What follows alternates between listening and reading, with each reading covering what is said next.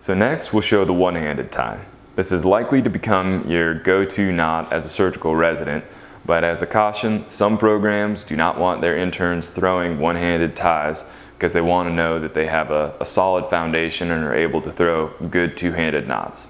That said, you can throw excellent, flat, secure knots as one-handed ties, so no worries there. So we begin, as always, by crossing our tails, and then remembering that there's going to be one hand that we don't want flinging around. In this case, the needle side is on that side.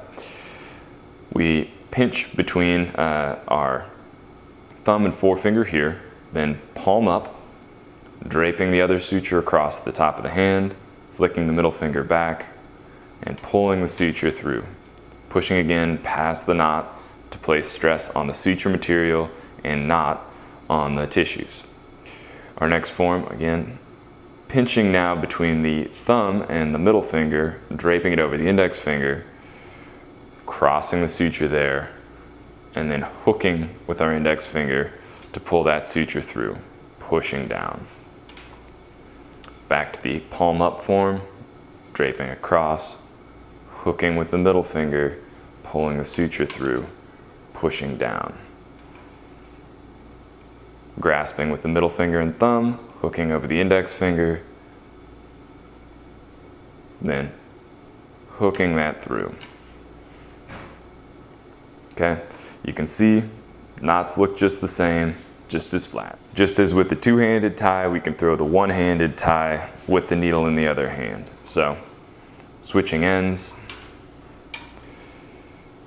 start by doing this guy, hooking with the index finger, pulling through, pushing past, grasping here, then pulling through. Okay, we'll show that again. Over the index finger, grabbing with the middle and thumb,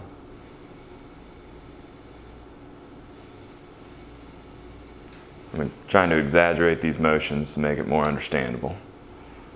Palm up this time, other suture, other side, hooking with that middle finger, and then pushing past.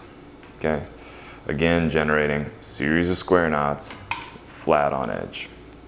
One thing that's easiest to do when tying one-handed, again, just preventing air knots and allowing you to sort of tie from a distance, is you can intentionally tie a slip knot. So for that, you tie two in the same direction loosely and then push the knot down. So in this case, I'll show that palm up form. Not pushing the knot down at first, palm up again,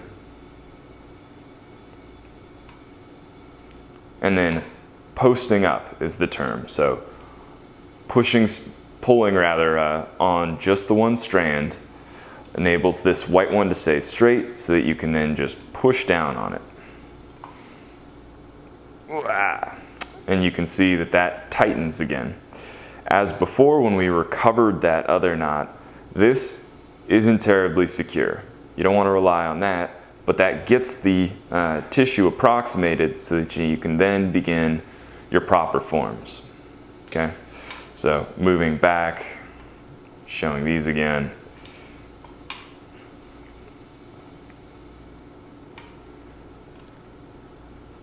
So you generate a series of square knots to further secure this slip knot that you initially tied.